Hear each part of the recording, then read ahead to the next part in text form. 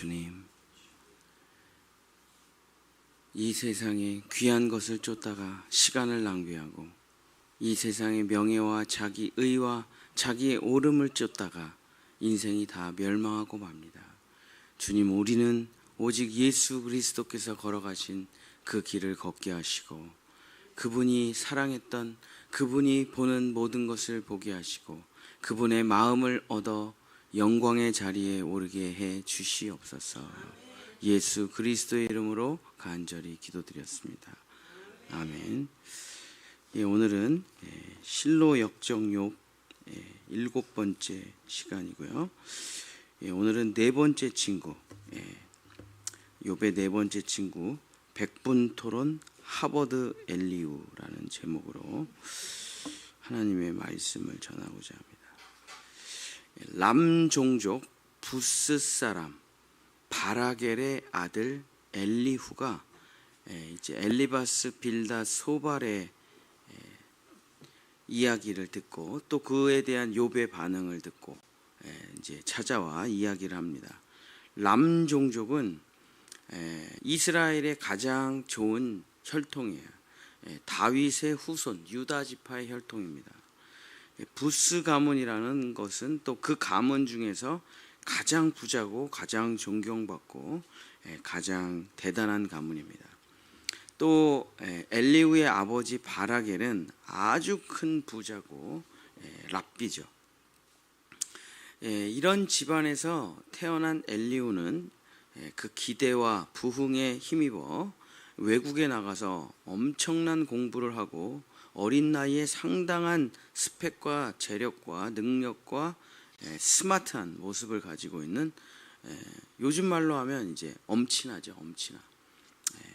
정말 와, 진짜 대단하다. 얼굴 잘생겼고 공부 잘하고 노래 잘하고 뭐 못하는 것이 없는 그런 친구입니다. 너무 똑똑해요.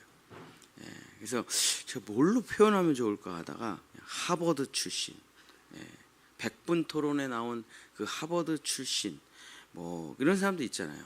그 토론에 나오는 대단히 똑똑한 논쟁을 잘하는 사람들, 뭐 그런 사람들이에요. 이제 엘리후가 뒤에서 보고 있어요. 나이가 좀 어려서 참고 있었는데 엘리바스도 깨져요, 빌닷도 깨져요, 소발도 욥에게 당해요.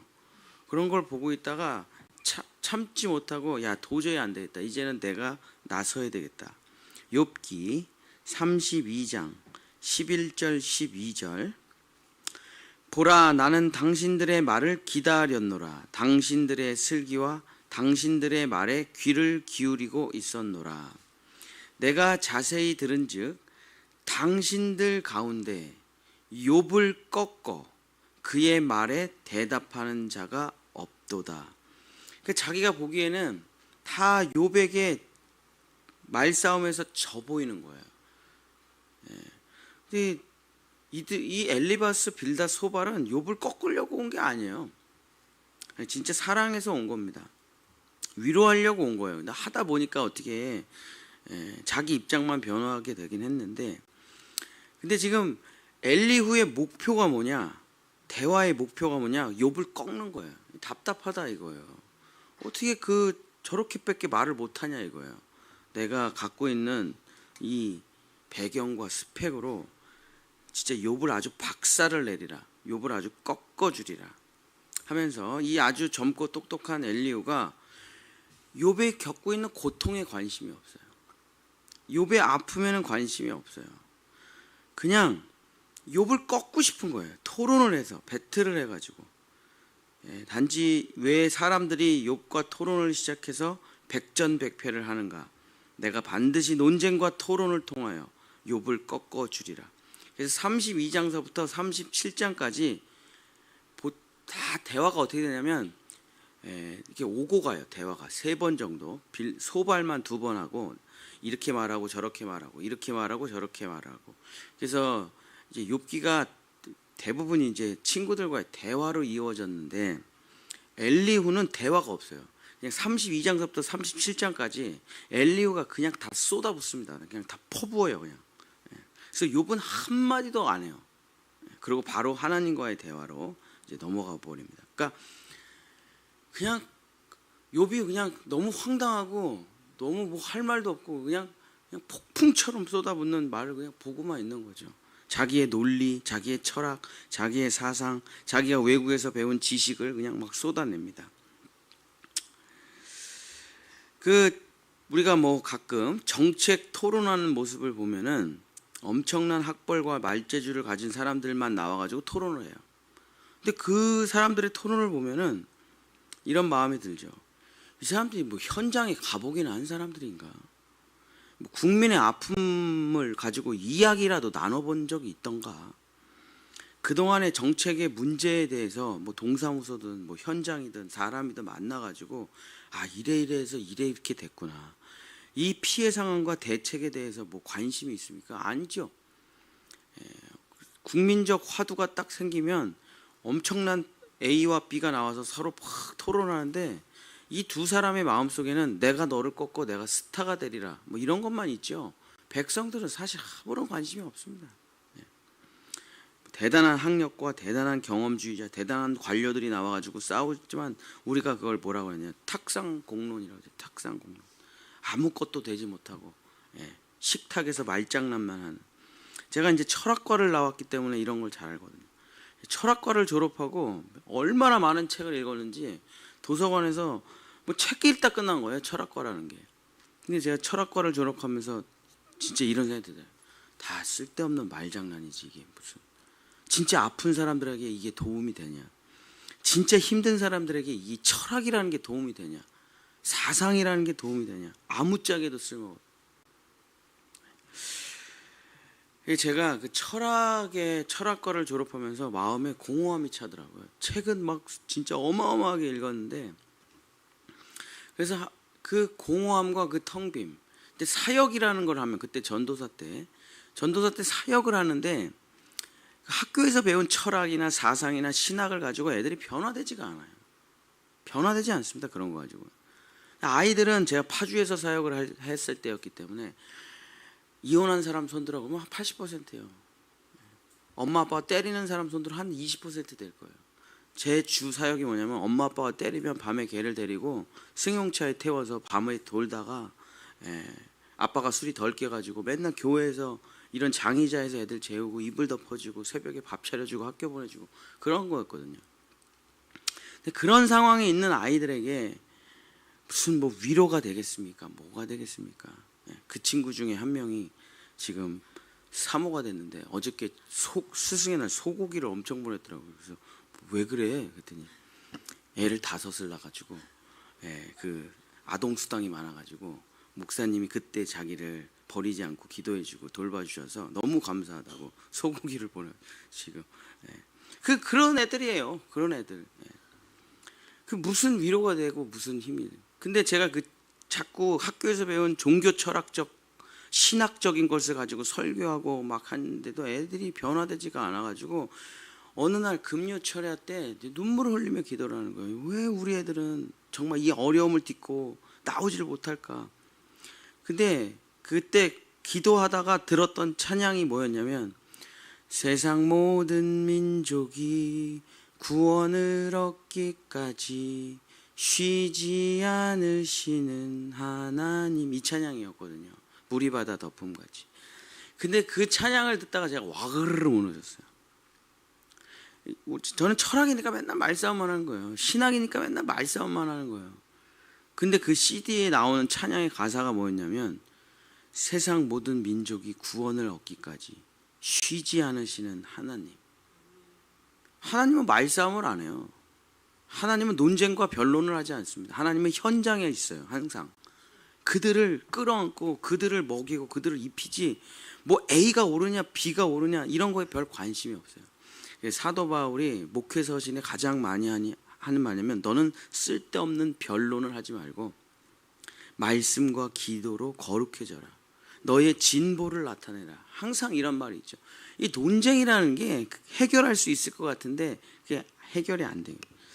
근데 엘리후가 나타나서 정말 그 폭풍처럼 이 논쟁을 하려고 합니다. 그러면서 욥기 34장 4절서부터 9절에 또 그냥 엘리후가 폭풍처럼 이렇게 얘기를 해요. 우리가 정의를 가려내고 무엇이 선한가를 우리끼리 알아보자. 욥이 말하기를 내가 의로우나 하나님이 내 의를 부인하셨고, 그러니까 이게 지금 무슨 대화냐면, 자, 당신이 지금 몇 분 전 토론할 때 이런 말을 했습니다. 맞죠? 딱 잡아가지고 요런 말 했습니까? 요게 왜 틀렸는지를 제가 무슨 이론을 가지고 설명을 하겠습니다. 통계적인 지식을 가지고 이거 당신의 말이 틀렸다는 것을 증명하겠습니다. 하면서 이렇게 잡아내는 거예요. 욥의 말을 잡아내요.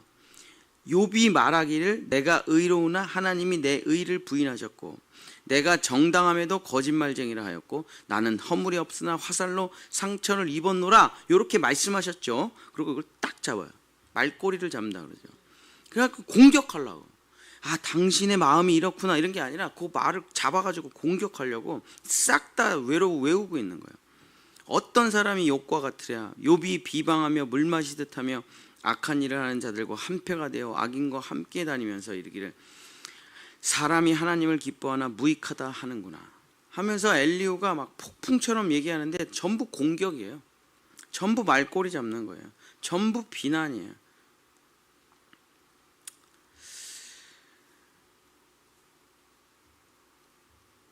이런 엘리후의 대화의 모습을 보면서, 정말 교만한 대화의 모습을 보면서 욥만 두 손 두 발 드는 게 아니고 그 옆에 있던 엘리바스, 빌닷, 소발까지도 다 두 손 두 발 드. 지금 뭐 하는 거냐 너 지금. 도저히 아무것도 할 수 없는, 아무것도 모르는, 공부만 잘하고 책을 읽어갖고 토론만 잘하고 남 꺾는 것만 좋아하는 그런 사람입니다. 이제 욥을 짓밟으면서 또 이렇게 말을 합니다. 욥기 34장 35절서부터 16절.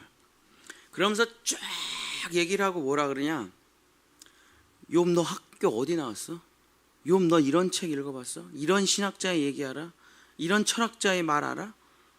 그러면서 쫙 얘기를 하고 욥기 34장 35절 욥이 무식하게 말하니 그의 말이 지혜롭지 못하도다. 나는 욥이 끝까지 시험 받기를 원하노니 이는 그 대답이 악인과 같음이라. 욥이 헛되이 입을 열어 지식 없는 말을 많이 하는구나. 어떻게 욥한테 이런 얘기를 할 수가 있을까요? 지금 거의 뭐 그냥 지구상의 가장 풍요를 누리던 사람, 축복을 누리던 사람이 이 세상의 가장 밑바닥에 떨어져 죽음밖에는 없는 사람인데 너 학교 어디 나왔어? 너 지식이 있냐? 너 이 책 읽어봤어? 이런 말을 하면서 짓밟는다는 게. 그러면서 욥기 36장 3절 4절에 이렇게 대화를 끝내죠. 내가 먼 데서 지식을 얻고 먼 데서 지식을 얻었다. 그래서 제가 이제 하버드 대학교라고 한 건데, 어디 외국에서 엄청난 학벌을 가지고 있어요. 이 사람이 먼 데서 내가 외국의 신문물을 공부하고 왔어. 나를 지으신 이에게 의를 돌려보내리라. 진실로 내 말은 거짓이 아니라. 그러면서 이렇게 말합니다. 온전한 지식을 가진 이가 그대와 함께 있느니라. 얼마나 교만합니까? 모든 것을 아는 내가 여기 있으니 욥아 나한테 의지하고 내 말을 듣고 나에게 물어봐 하는 거예요. 나 지금 박사학위 받은 지 얼마 안 됐어. 박사학위 지금 잉크도 안 말랐어. 이게 똑똑한 사람의 지금 강의를 듣는 거, 설명을 듣는 것을 너 지금 영광으로 알아야 돼. 이렇게 이야기를 하는 거죠. 이 엘리후를 쭉 공부하면서 참 요즘 젊고 스마트하고 스펙이 좋은 사람들 같아요. 저는 이제 세상 사람들은 잘 모르고 젊은 전도사들, 요즘 이제 막 신학교를 다니는 젊은 전도사들 같아요. 요즘 신학교의 가장 큰 문제는 일단 학교가 미달되는 게 가장 문제고, 아이들이 아무도 신학을 안 하니까. 두 번째로는 그래도 어렵게 학교를 들어와요. 근데 아무도 교회 사역을 안 해요. 신학교로 가면 무조건 교회 사역을 해야 되는데 안 해요. 그 전도사 구하기가 하늘의 별따기예요. 왜 사역을 안 합니까? 하고 물어보면 우리 아이들이 교회가 힘들어서요. 담임 목사님이 피곤하게 해서 새벽기도 나가기 싫어서요. 그런 게 아니고, 이유가 뭐냐면 교회하고 맥도날드하고 돈을 비교해 봤을 때 맥도날드가 훨씬 짭짤하다는 거예요. 그냥 그 이유예요. 그냥 아니, 교회도 돈을 일에 비해서 돈을 조금 주고 맥도날드, 커피숍은 돈을 많이 주니까 그냥 거기서 일한다는 것뿐이야. 그러니까 자기가 똑똑하고 자기 일만 잘하고 자기 살 길만 잘 찾으면 그뿐이라는 거죠. 희생도 없고 남에 대한 공감도 없고 배려도 없고 어떤 섬김도 없어요. 그냥 내 할 일만 잘하고 남한테 피해만 안 끼치고 그냥 자기 갈 길 잘 가면, 자기 주장만 잘 관철되면 그뿐이라는 겁니다. 엘리후가 마치 그런 아주 젊고 똑똑하고 스마트한 사람이에요. 뭐 읽어보면 틀린 말은 하나도 없어요. 정말 모든 신학과 철학의 집대성이 거기 다 들어가 있습니다. 다 옳은 말이에요. 그러나 고통받고 있는 욥을 찾아가 토론 배틀을 열어서 짓밟아 놓은 거죠. 유명한 상담 전문가가 이런 말을 했습니다. 사람은 평생 대화를 이렇게 하래요. 한번 여러분도 한번 집에 가서 한번 해보세요. 쉽지 않을 거예요. 꾸나꾸나 어쩌나. 들어보셨어요? 꾸나꾸나 어쩌나. 이게 평생 사람은 이렇게 대화를 해야 된다. 그랬구나 어쩌나, 저랬구나 어쩌나, 꾸나꾸나 어쩌나. 이게 진짜 인간의 대화래요. 공감의 대화래요. 사랑의 대화래요. 들어주는 대화래요. 마음이 풀리는 대화래요. 근데 우리는 다 얘기 들으면 어떻게 하냐면 정답을 얘기하려고. 쫙 들어요. 오케이. 내가 볼 때는, 내가 생각할 때는 이렇게 하고 저렇게 하고 요걸 요렇게 하고 저렇게 하고, 그죠? 근데 그 사람이 정답을 모르겠습니까? 자기가 왜 이렇게 됐는지 어떻게 풀어나가야 될지 그걸 모르겠어요. 다 알고 있겠죠.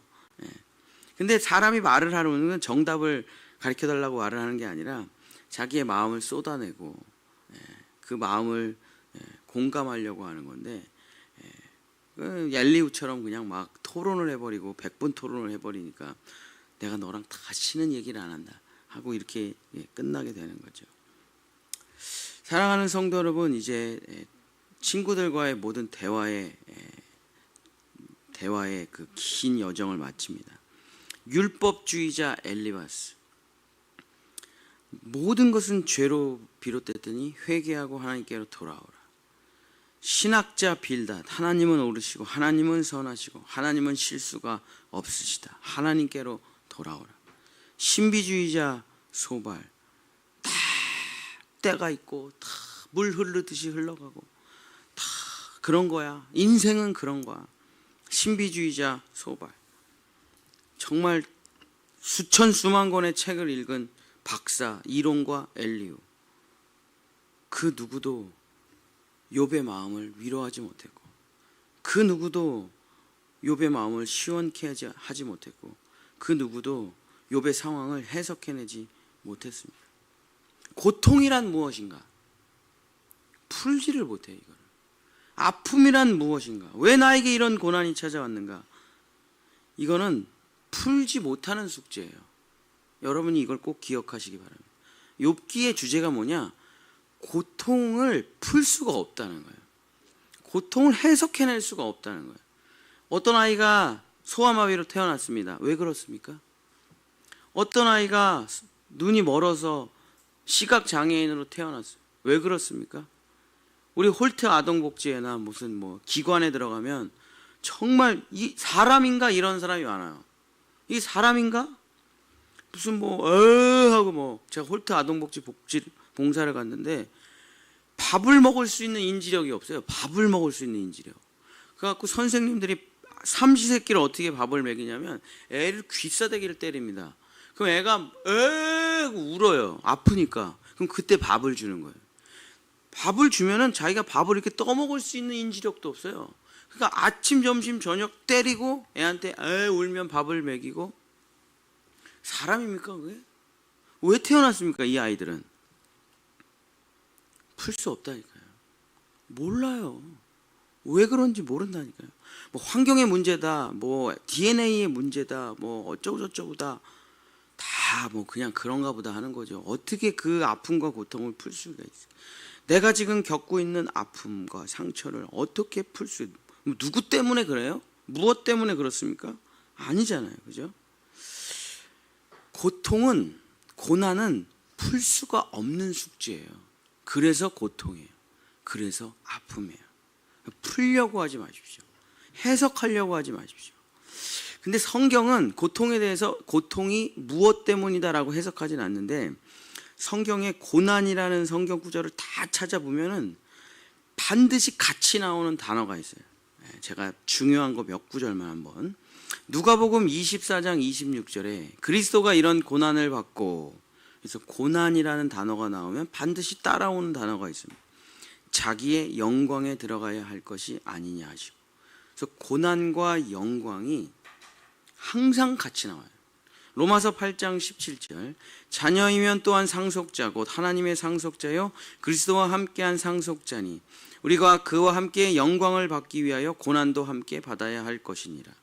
로마서 8장 18절, 생각하건대 현재의 고난은 장차 우리에게 나타날 영광과 비교할 수 없다다.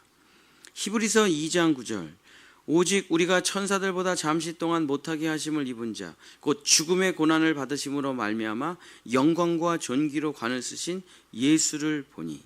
베드로전서 5장 10절, 모든 은혜의 하나님 곧 그리스도 안에서 너희를 부르사 자기의 영원한 영광에 들어가게 하시니가 잠깐 고난을 당한 너희를 친히 온전하게 하시며.